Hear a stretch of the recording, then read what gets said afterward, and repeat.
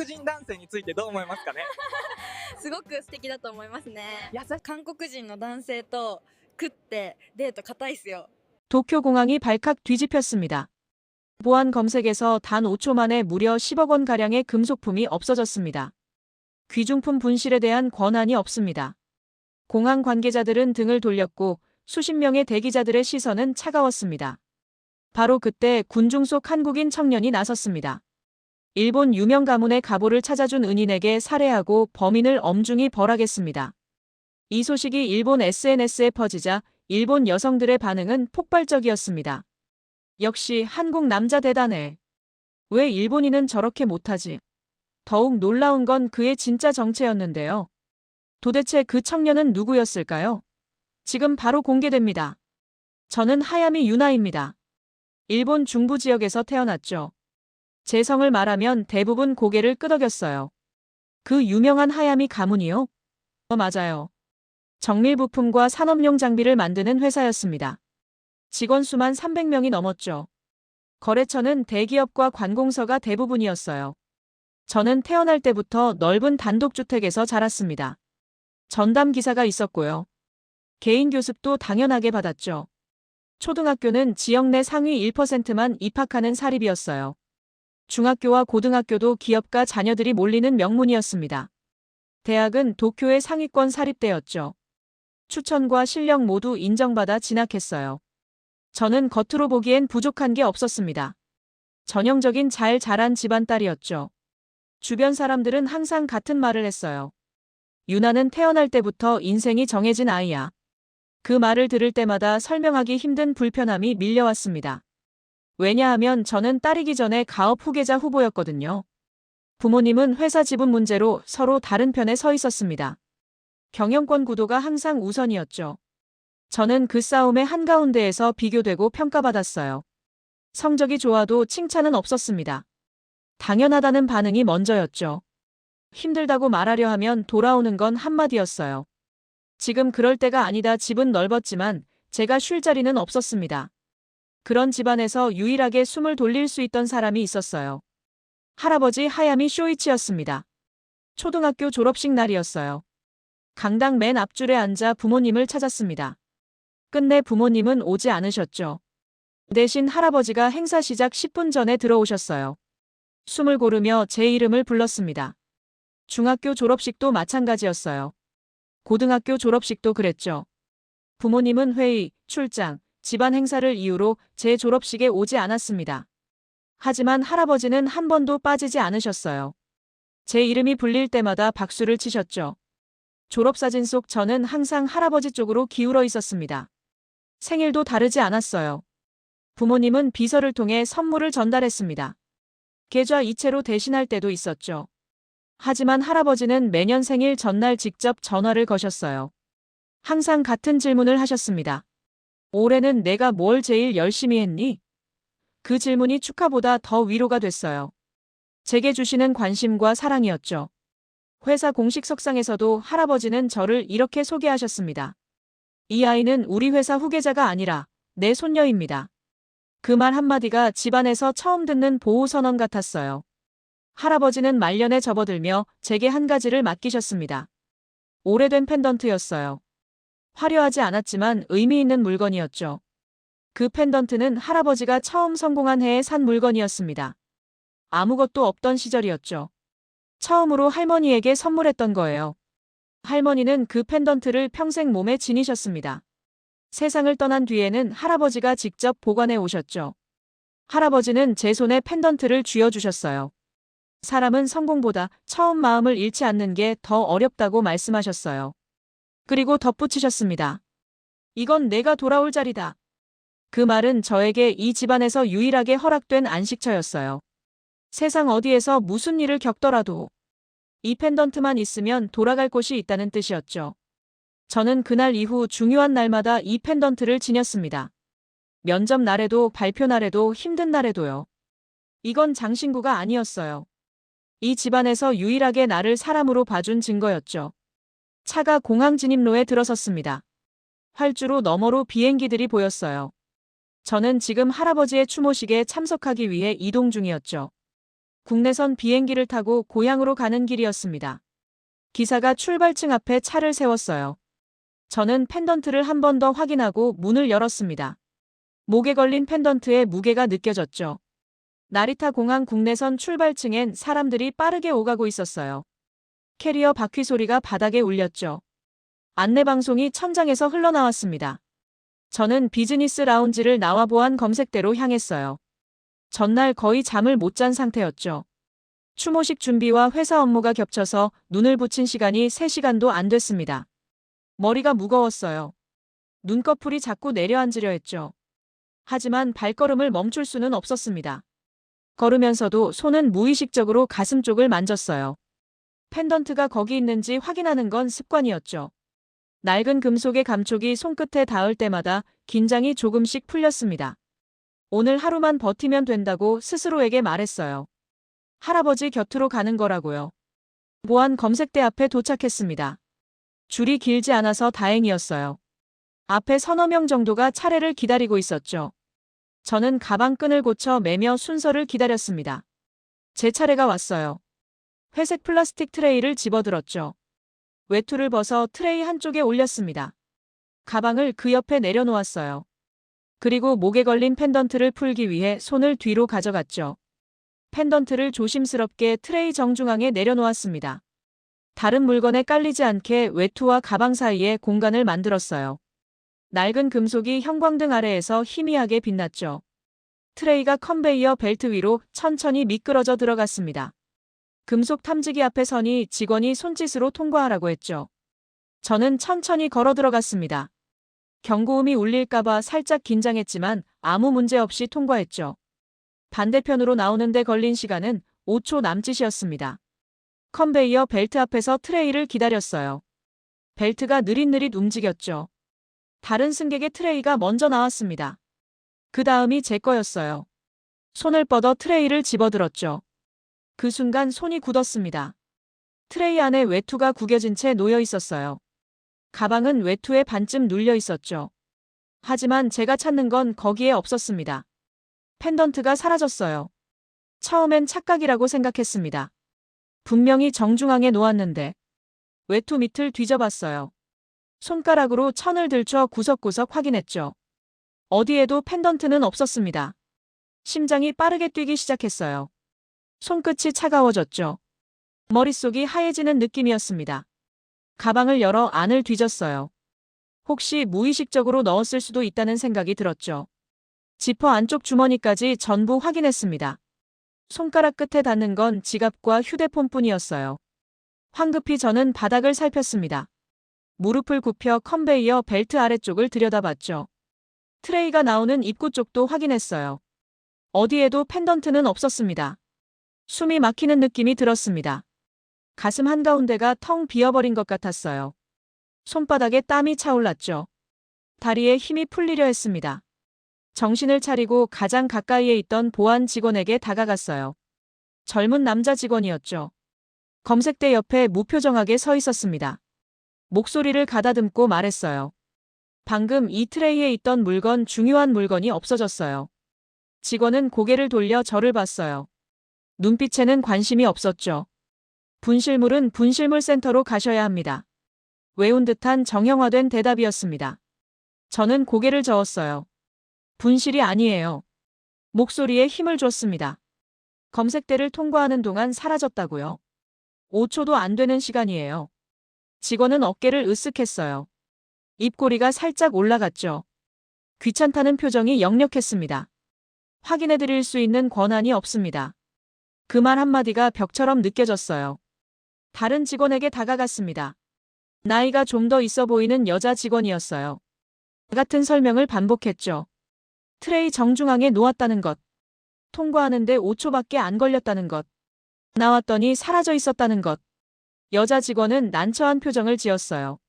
눈이 저를 피해 바닥으로 내려갔죠. 규정상 확인이 어렵습니다. 다른 승객분들께 방해가 되니 분실물 센터로 가보세요. 시선이 제 뒤쪽을 향했습니다. 줄이 길어지고 있었어요. 저는 물러서지 않았습니다. 다시 한번 요청했어요. CCTV가 있잖아요. 지금 바로 확인하면 알 수 있어요. 직원의 표정이 굳었어요. 입술이 얇아졌죠. 저희는 그런 권한이 없습니다. 문의사항은 공항관리사무소로 가시면 됩니다. 목소리가 한 톤 낮아졌습니다. 더 이상 대화할 생각이 없다는 뜻이었죠. 뒤에서 누군가 혀를 찼어요. 빨리 좀 하지. 웅성거리는 소리가 들렸습니다. 뭐 하는 거야? 저 여자. 시선들이 등에 꽂히는 게 느껴졌죠. 주변을 둘러봤어요. 사람들이 저를 보고 있었습니다. 어떤 사람은 대놓고 짜증스러운 표정을 지었죠. 어떤 사람은 호기심 어린 눈으로 구경했어요. 또 어떤 사람은 불편하다는 듯 시선을 피했습니다. 점점 목소리가 작아졌어요. 설명을 반복할수록 말끝이 흐려졌죠. 스스로가 소란을 피우는 사람처럼 느껴지기 시작했습니다. 민폐를 끼치는 승객. 유난을 떠는 여자. 사람들 눈에 그렇게 보이고 있을 거라는 생각이 들었어요. 하지만 물러설 수 없었습니다. 결국 참고 있던 말을 꺼냈어요. 도와주세요. 비싼 물건이라서가 아닙니다. 목소리가 떨렸죠. 돌아가신 할아버지가 제게 맡긴 소중한 물건이에요. 주변이 잠깐 조용해졌어요. 직원의 눈빛이 살짝 흔들렸습니다. 하지만 금방 원래대로 돌아왔죠. 개인적인 사정은 이해하지만요. 절차는 절차입니다. 분실물센터에 접수해주세요. 그 말을 듣는 순간 익숙한 문장이 머릿속을 스쳤어요. 지금 그럴 때가 아니다. 어릴 때부터 수없이 들었던 말이었죠. 힘들다고 말하려 할 때마다 돌아오던 말이었습니다. 항상 그랬어요. 제 사정은 언제나 후순위였죠. 그제야 깨달았습니다. 이곳에서 중요한 건 사정이 아니었어요. 절차였죠. 사람이 아니라 흐름이었습니다. 제가 뭘 잃었든 그건 이 사람들의 업무 범위 밖이었어요. 처음으로 완전히 혼자라는 느낌을 받았습니다. 이 물건을 지켜주던 할아버지는 이미 없었어요. 지금 그분을 보내드리러 가는 길이었죠. 그런데 이곳에서 제 편은 아무도 없었습니다. 고개를 들어 주변을 다시 둘러봤어요. 바쁘게 움직이는 사람들 사이에서 저만 멈춰 서 있었죠. 캐리어 바퀴 소리가 멀게 들렸습니다. 안내방송이 물속에서 울리는 것처럼 웅웅거렸어요. 그때였습니다. 군중 속에서 한 남자가 걸음을 멈췄어요. 캐리어를 끌고 지나가다가 발을 멈춘 거였죠. 남자의 시선이 저를 향해 다가왔어요. 남자는 캐리어를 세워둔 채 상황을 지켜보고 있었습니다. 30 초중반쯤 되어 보였어요. 검은색 재킷 차림이었고 눈빛이 차분했죠. 이미 무슨 일인지 파악한 사람의 눈이었어요. 남자가 한 발짝 앞으로 나왔습니다. 저한테 온 게 아니었어요. 직원에게 다가가더니 낮은 목소리로 물었죠. 이 구역 트레이 통과 시간이 기록으로 남느냐고요. 직원은 갑자기 끼어든 남자가 당황스러웠는지 잠깐 멈칫했습니다. 대답 대신 눈으로 남자를 훑었죠. 남자는 개의치 않았습니다. 한 박자 쉬고 나서 다시 말했어요. 이건 분실이 아니라 사건 발생 가능성이라고요. 통과 시간이 5초도 안 됐으면 트레이 관리 구간에서 문제가 생긴 거라고요. 확인 안 할 이유가 있느냐고 되물었습니다. 직원의 입이 달싹였어요. 옆에 있던 다른 직원들까지 고개를 돌려 이쪽을 봤습니다. 분위기가 미묘하게 바뀌고 있었어요. 남자는 거기서 멈추지 않았습니다. 이 구역 현장 책임자가 누구냐고 물었어요. 명령조도 아니고 부탁하는 말투도 아니었죠. 그냥 당연히 알아야 할 걸 확인하는 사람의 어조였습니다. 현장 책임자를 불러달라고 요청했어요. 직원이 무전기를 만지작거렸어요. 잠깐 망설이더니 버튼을 눌렀죠. 3구역 책임자를 호출했습니다. 저는 그제야 숨을 내쉴 수 있었어요. 아까까지 꽉 막혀있던 벽에 처음으로 금이 간 느낌이었죠. 잠시 후 중년 남자가 성큼성큼 걸어왔습니다. 유니폼에 이름표가 달려 있었어요. 책임자급 직원이었죠. 남자가 먼저 상황을 정리해서 말했어요. 트레이에 물건을 넣고 통과했고 시간은 5초도 안 걸렸다고요. 나와서 보니 그 물건만 사라져 있었다고요. 분실이 아니라 도난 가능성을 말씀드리는 거라고 덧붙였습니다. 책임자가 저를 봤어요. 사실이냐고 물었죠. 저는 고개를 끄덕이며 대답했습니다. 남자가 다시 입을 열었습니다.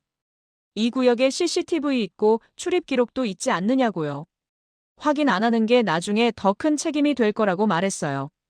목소리는 낮았지만 한 글자 한 글자가 또렷했습니다. 책임자가 움찔했어요. 입술을 한번 깨물더니 무전기를 들었죠. 어디론가 연락을 했습니다. 내용은 다 못 들었지만 분위기가 달라지고 있다는 건 알 수 있었어요. 잠시 후 책임자가 저를 향해 말했습니다. CCTV 확인 요청을 올릴 거라고 했죠. 10분 정도 걸릴 거라고 했어요. 10분이라는 말을 듣고 멍해졌습니다. 아까까지 확인조차 안 해주겠다던 사람들이었거든요. 제가 같은 말을 수십 번 해도 미동도 없던 사람들이었어요.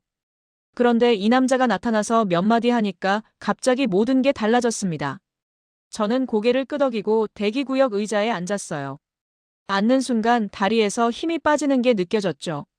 버티느라 잔뜩 긴장하고 있었다는 걸 그제야 알았습니다.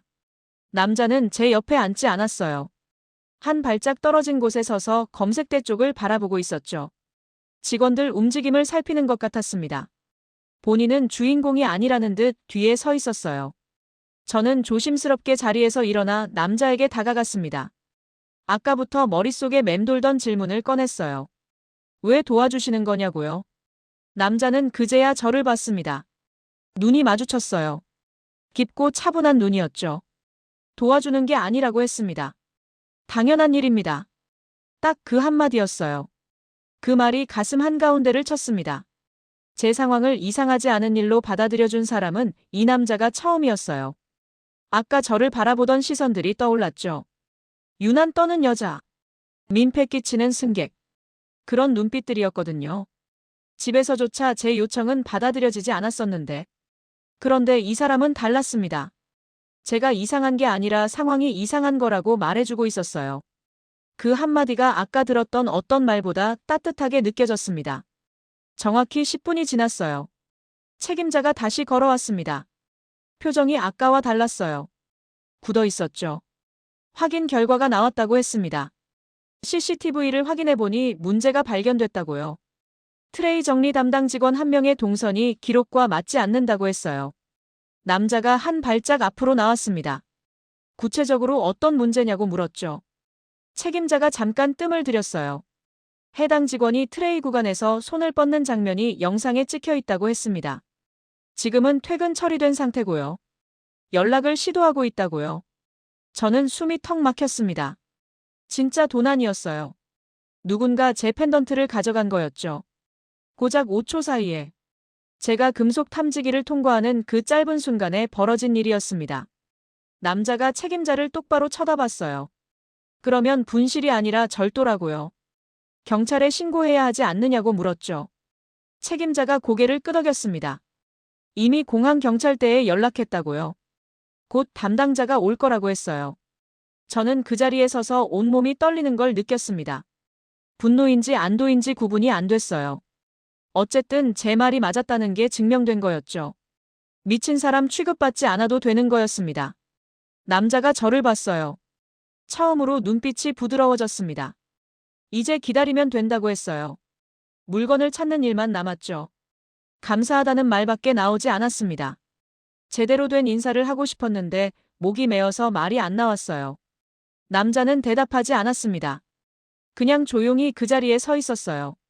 저와 책임자 사이에서 마치 방패처럼요. 멀리서 제복 입은 사람들이 걸어오는 게 보였습니다. 경찰이 도착하자 분위기가 완전히 달라졌습니다. 아까까지 규정 타령하던 직원들이 갑자기 공손해졌어요. 고개를 숙이고 한 발짝 뒤로 물러서더군요.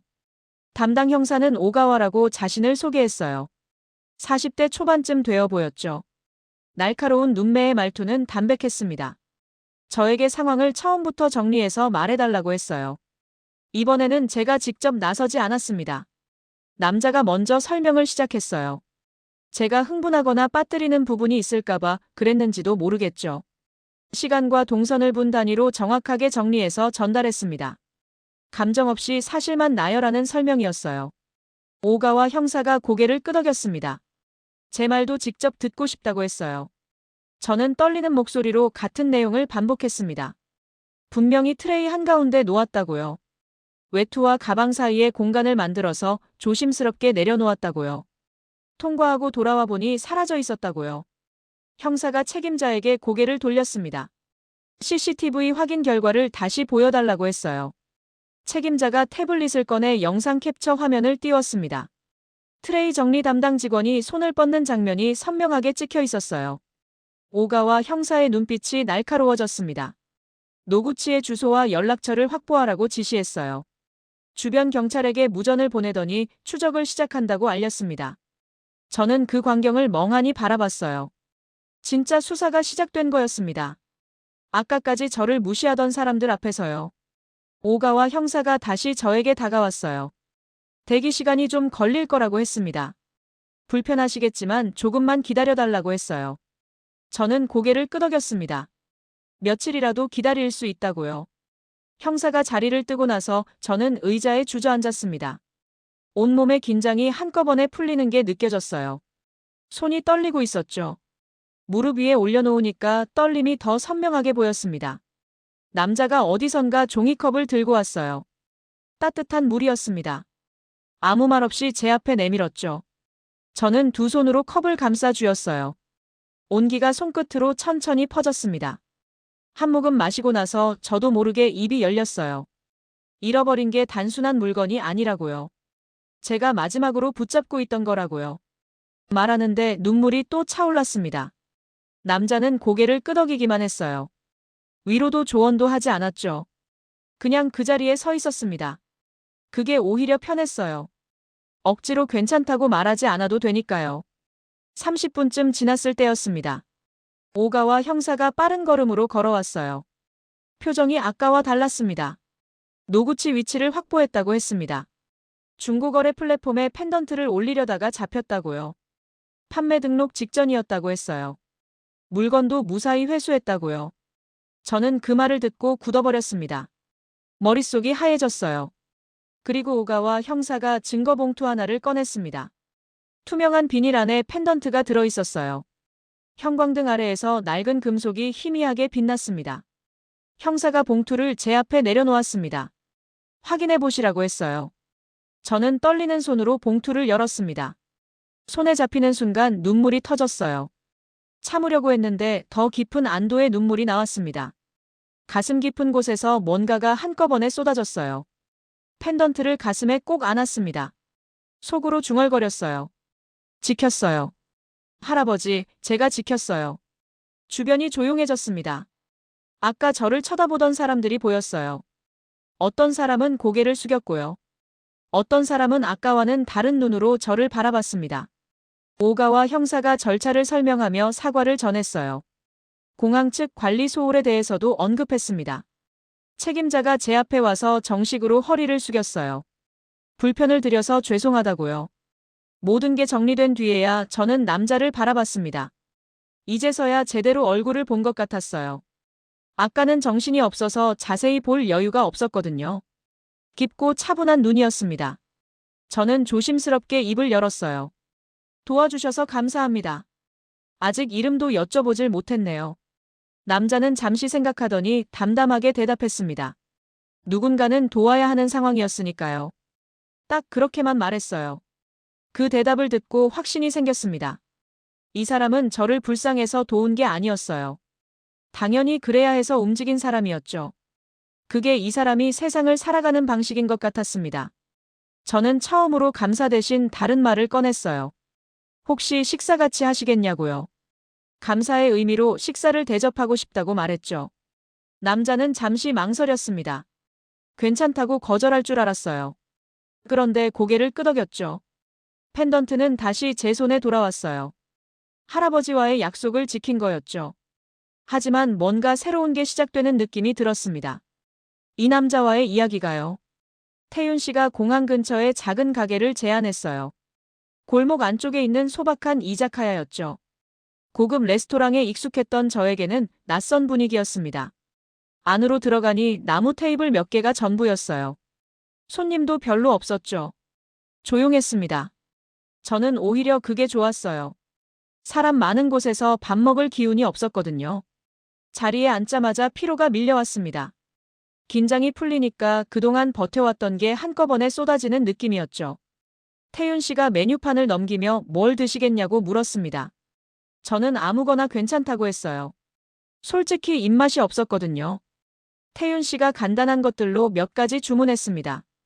음식이 나오기를 기다리는 동안 침묵이 흘렀어요. 그런데 이상하게 불편하지 않았습니다. 이 사람 옆에서는 억지로 말을 만들어내지 않아도 될 것 같았어요. 제가 먼저 입을 열었습니다. 아직 이름도 못 여쭤봤다고요. 강태윤이라고 했어요. 한국에서 왔다고요. 한국 사람이었군요. 일본어가 유창해서 전혀 몰랐어요. 뭐 하시는 분이냐고 물었습니다. 보안 쪽 일을 한다고 했어요. 프리랜서로 여러 곳에서 컨설팅을 하고 있다고요. 그 이상은 말하지 않았습니다. 저도 굳이 더 묻지 않았어요. 이 사람은 필요한 만큼만 말하는 스타일인 것 같았거든요. 음식이 나왔어요. 간단한 안주 몇 가지와 주먹밥이었습니다. 저는 젓가락을 들었지만 손이 움직이지 않았어요. 저는 고개를 숙인 채 말했어요. 오늘 무슨 일이 있었는지 아직도 실감이 안 난다고요. 아침에 눈 떴을 때만 해도 그냥 추모식에 가는 거라고 생각했습니다. 그런데 펜던트가 사라지고 아무도 제 말을 안 믿어줬어요. 미친 사람 취급받는 기분이었죠. 말하다 보니 감정이 터져나왔습니다. 태윤 씨는 여전히 아무 말 하지 않았어요. 대신 냅킨을 하나 건네줬습니다. 저는 그걸로 눈을 훔쳤죠. 한참 뒤에 겨우 말을 이었어요. 이 펜던트가 왜 이렇게 중요한지 설명하기 어렵다고요. 그냥 물건이 아니에요. 할아버지가 저한테 남긴 유일한 것이죠. 태윤 씨가 조용히 물었습니다. 어떤 분이셨냐고요? 저는 천천히 대답했어요. 저를 사람으로 봐준 유일한 분이었습니다.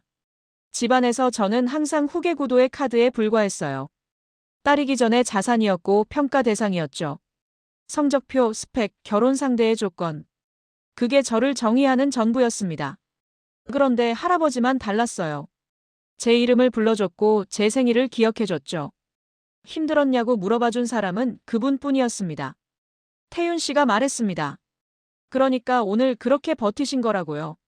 물건이 아니라 그분과의 연결을 지키려고 한 거라고요. 그 말에 심장이 쿵했습니다. 이 사람은 알고 있었어요. 제가 왜 그렇게 필사적이었는지를요. 설명 안 해도 이해하고 있었습니다. 저는 고개를 끄덕였어요. 이걸 잃어버리면 할아버지를 또 한 번 잃는 것 같았습니다. 그래서 포기할 수 없었어요. 태윤 씨는 조용히 고개를 끄덕였습니다. 지키셨으니까요. 이제 됐습니다. 짧은 말이었지만 묵직하게 와닿았어요. 위로라기보다 확인 같았습니다. 당신은 해냈고 이제 괜찮다는 확인이요. 저는 손에 쥐고 있던 펜던트를 내려다봤어요. 이 작은 물건을 되찾기 위해 오늘 하루가 통째로 사라졌어요. 하지만 후회되지 않았습니다. 돌려받은 건 물건이 아니었어요. 제 말이 맞았다는 증명이었습니다. 미친 사람이 아니라는 확인이었죠. 누군가에게 제 사정이 중요하게 여겨질 수 있다는 경험이었어요. 그리고 무엇보다 할아버지와의 약속을 지켰다는 안도감이었습니다. 이건 내가 돌아올 수 있는 자리다. 그 말을 아직 품고 있을 수 있게 됐어요. 식사를 마치고 가게를 나섰습니다. 밖은 이미 어두워져 있었어요. 공항 불빛이 멀리서 반짝였죠. 저는 태윤 씨를 돌아봤습니다. 원래 어디로 가시는 길이었냐고 물었어요. 여행 중이었다고 했습니다. 일본에 잠깐 들른 거라고요. 모레 한국으로 돌아갈 예정이라고 했어요. 모레요. 그 말이 귀에 걸렸습니다. 그럼 내일 하루는 뭐 하시냐고 물었어요. 태윤 씨가 어깨를 살짝 으쓱했습니다. 특별히 정해둔 건 없다고요. 그냥 돌아다니려고 했다고 했어요. 저도 모르게 말이 튀어나왔습니다. 제가 안내해드릴까요? 이 근처 아는 곳이 좀 있어서요. 신세를 졌는데 이렇게 보내드리기가 그래서요. 말하고 나서 살짝 후회했어요. 너무 갑작스러웠나 싶었거든요. 태윤 씨가 잠깐 저를 봤습니다. 거절할 줄 알았어요. 괜찮다고 할 것 같았죠. 그런데 고개를 끄덕였습니다. 그럼 부탁드리겠다고요. 짧게 그렇게 말했어요. 저는 속으로 안도했습니다. 왜 그랬는지 모르겠어요. 이 사람을 이대로 보내기가 싫었던 것 같습니다. 그렇게 내일 일정이 정해졌어요. 연락처를 교환하고 시간과 장소를 정했습니다. 저는 추모식 전날이라 일정이 빠듯했지만 시간을 냈어요. 아침부터 만나서 저녁 전에 헤어지기로 했습니다. 오늘 하루가 꿈만 같았습니다. 아침에는 이 물건을 잃어버렸다고 생각했어요. 오후에는 미친 사람 취급을 받았죠. 그리고 지금은 내일 다시 만날 약속이 생겼어요. 이상한 하루였습니다. 최악으로 시작해서 예상치 못한 방향으로 흘러갔죠. 내일은 어떤 하루가 될까요? 그 생각을 하니까 이상하게 설레는 기분이 들었습니다. 약속 장소는 공항 근처 작은 역이었어요. 태윤 씨는 이미 와 있었죠. 검은색 재킷 차림은 어제와 비슷했지만 표정이 조금 달랐습니다. 어제보다 편해 보였어요. 저도 긴장이 풀린 상태였습니다. 펜던트를 되찾은 안도감 덕분이었죠. 오랜만에 악몽 없이 아침을 맞았습니다. 어디로 갈까 고민하다가 제가 자주 가던 곳들을 떠올렸어요. 고급 레스토랑이나 유명 관광지 말고요. 혼자 있고 싶을 때 찾던 장소들이었습니다. 먼저 오래된 상점가로 갔습니다. 관광객은 거의 없는 동네였어요. 좁은 골목 사이로 작은 가게들이 늘어서 있었죠. 생선 가게, 두부 가게, 오래된 문구점까지. 화려한 건 하나도 없었지만 저는 이런 곳이 좋았습니다. 태윤 씨가 주변을 둘러보며 물었어요. 여기 자주 오시냐고요? 가끔요. 혼자 있고 싶을 때 온다고 했습니다. 사람들이 저를 모르는 곳이 편하거든요. 태윤 씨가 고개를 끄덕였어요. 이해한다는 표정이었습니다. 상점가를 빠져나와 헌책방에 들렀습니다. 천장까지 책이 쌓여 있고 통로가 좁아서 옆으로 비껴가야 했어요. 먼지 냄새와 오래된 종이 냄새가 섞여 있었죠. 저는 이 서점을 대학 때 우연히 발견했습니다. 시험 기간에 도망치듯 들어왔던 곳이에요. 그 뒤로 힘들 때마다 여기 와서 아무 책이나 펼쳤죠. 내용은 중요하지 않았습니다. 그냥 이 공간에 있는 것만으로 숨을 쉴 수 있었어요. 태윤 씨가 책장 사이를 천천히 걸었습니다. 손가락으로 책등을 훑으며 지나갔어요. 뭔가를 찾는 건 아닌 것 같았죠. 그냥 이 공간을 느끼는 것 같았습니다. 서점을 나와 근처 찻집에 앉았어요. 오래된 다방 스타일이었습니다. 가죽 소파가 달아있고 벽에는 옛날 포스터가 붙어 있었죠. 손님은 우리뿐이었어요. 차를 주문하고 마주 앉았습니다. 어제와 달리 대화가 조금씩 늘어났어요. 태윤 씨가 물었습니다. 평소에 이런 데 자주 다니시냐고요? 고개를 끄덕였어요. 유명한 곳보다 이런 데가 좋다고요.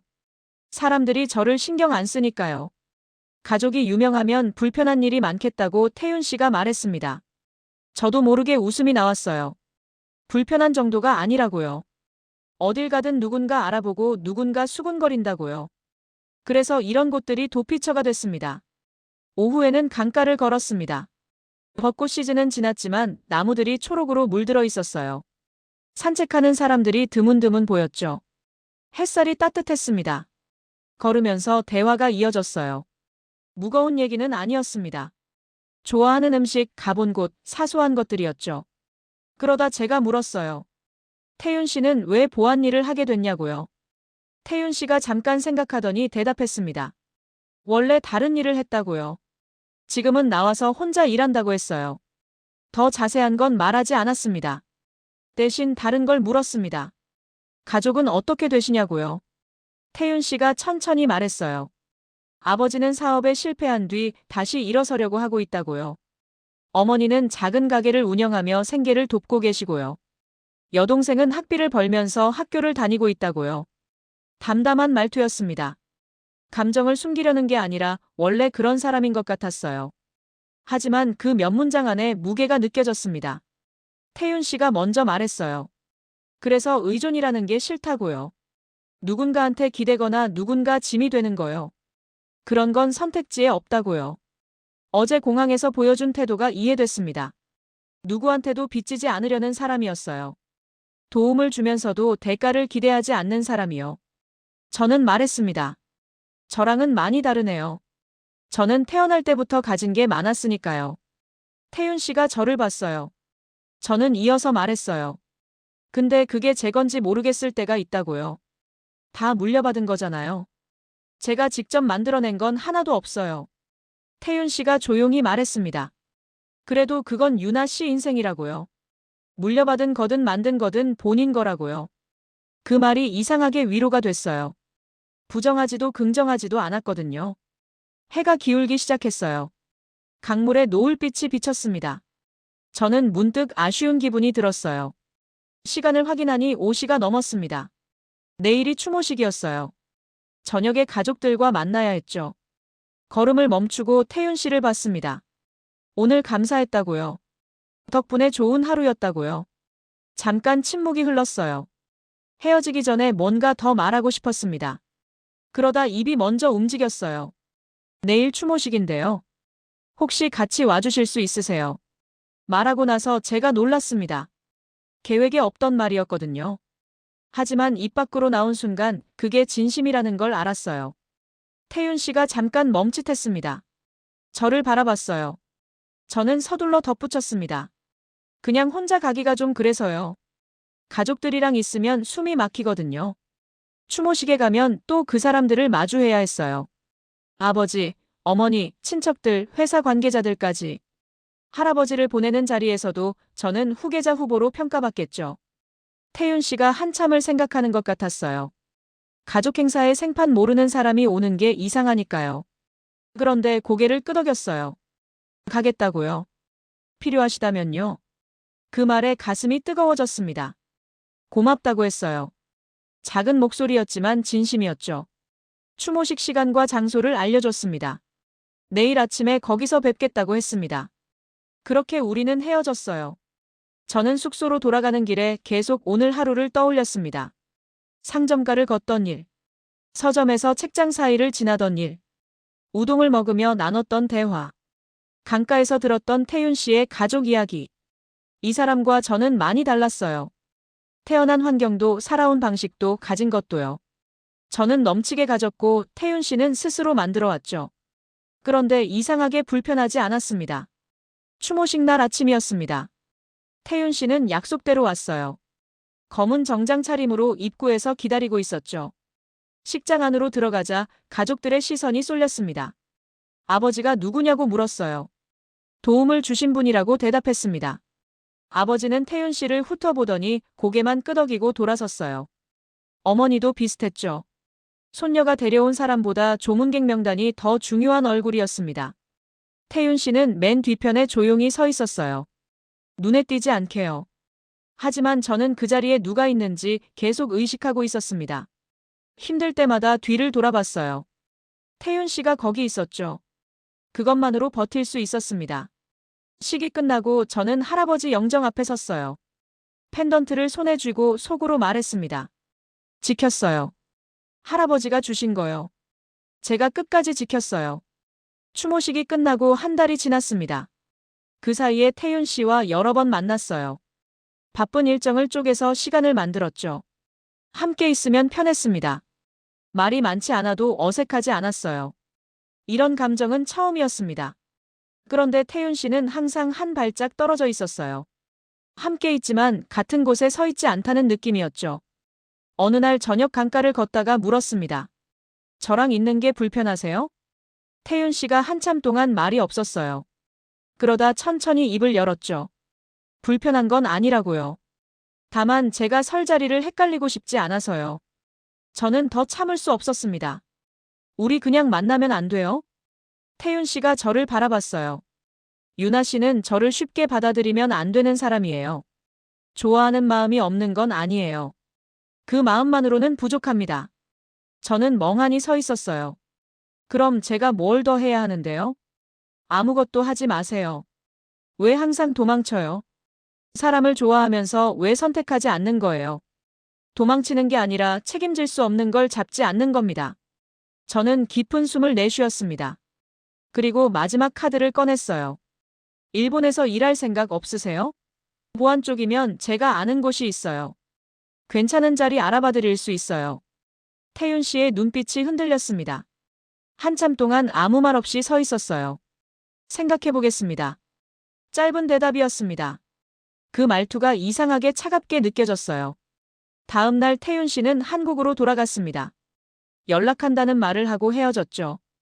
그 뒤로 연락이 없었습니다. 사흘이 지나고 일주일이 지났어요. 메시지를 보내도 답이 없었습니다. 전화를 걸어도 받지 않았죠. 그제야 깨달았어요. 일자리 제안이 태윤 씨에게 어떻게 들렸을지를요. 의존하고 싶지 않다던 사람에게 제 인맥으로 자리를 만들어주겠다고 한 거였습니다. 저는 벽을 낮추려 했지만 오히려 더 높이 쌓은 거였어요. 3주가 지났습니다. 저는 다시 일상으로 돌아갔어요. 하지만 펜던트를 만질 때마다 태윤 씨 얼굴이 떠올랐습니다. 처음으로 인정했어요. 공항에서 펜던트를 잃어버렸을 때보다 이 침묵이 더 아프다는 걸요. 연락이 끊긴 지 3주가 지났습니다. 저는 다시 일상으로 돌아왔어요. 회사 일정, 임원회의, 후계 구도 논의까지. 모든 것이 예전처럼 굴러갔죠. 달라진 건 하나였습니다. 저는 이제 제 감정을 미루지 않았어요. 말해야 할 때 말하고 버텨야 할 것과 버리지 말아야 할 것을 구분하기 시작했죠. 추모식 이후 처음으로 할아버지 묘소를 다시 찾았습니다. 그날 아버지에게서 뜻밖의 말을 들었습니다. 그날 내가 데려온 남자 있었잖아. 저는 잠깐 멈칫했어요.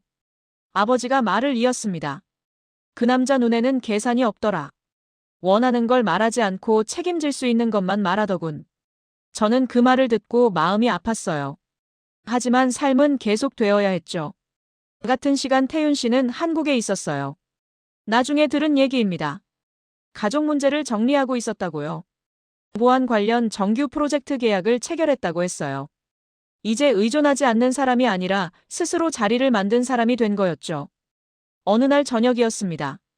휴대폰에 메시지가 떴어요. 태윤 씨였습니다. 이제 도망치지 않아도 될 것 같습니다.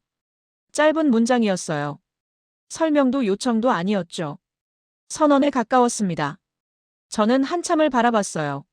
심장이 빠르게 뛰었습니다. 떨리는 손으로 답장을 보냈죠. 그럼 직접 말해요. 약속 장소는 제가 정하지 않았습니다. 태윤 씨가 먼저 제안했어요. 할아버지의 펜던트가 만들어진 공방 근처였죠. 어떻게 알았는지 물었더니 예전에 제가 말한 적 있다고 했어요. 기억도 안 나는 얘기였습니다. 그곳에서 다시 만났어요. 태윤 씨는 예전과 조금 달라 보였습니다. 표정이 편해 보였어요. 어깨에 힘이 빠져 있었죠. 태윤 씨가 먼저 고개를 숙였습니다. 그땐 좋아하면서도 선택하지 못했어요. 지금은 제 선택에 책임질 수 있습니다. 저는 물었어요. 그럼 이번엔 도망치지 않을 수 있어요? 태윤 씨가 처음으로 주저하지 않고 대답했습니다. 네. 그 한마디로 충분했어요. 저는 펜던트를 만졌습니다. 낡은 금속이 손끝에 닿았어요. 할아버지가 말씀하셨죠. 이건 내가 돌아올 수 있는 자리라고요. 저는 돌아왔습니다. 혼자가 아니라 누군가와 함께요. 태윤 씨가 조심스럽게 손을 내밀었어요. 저는 그 손을 잡았습니다. 따뜻했어요. 우리는 말없이 걸었습니다. 해가 지고 있었어요. 노을빛이 거리를 물들였죠. 인생을 바꾼 건 5초의 사고가 아니었습니다. 그 이후에 어떤 선택을 했는가였어요. 우리는 서로를 구한 게 아니었습니다. 각자의 자리를 지켰을 뿐이에요. 그리고 그 자리에서 서로를 선택했죠. 그게 우리의 시작이었습니다. 오늘의 사연 잘 들어보셨나요? 다음에도 감동적인 사연으로 찾아뵙겠습니다. 좋아요와 구독으로 응원 부탁드려요.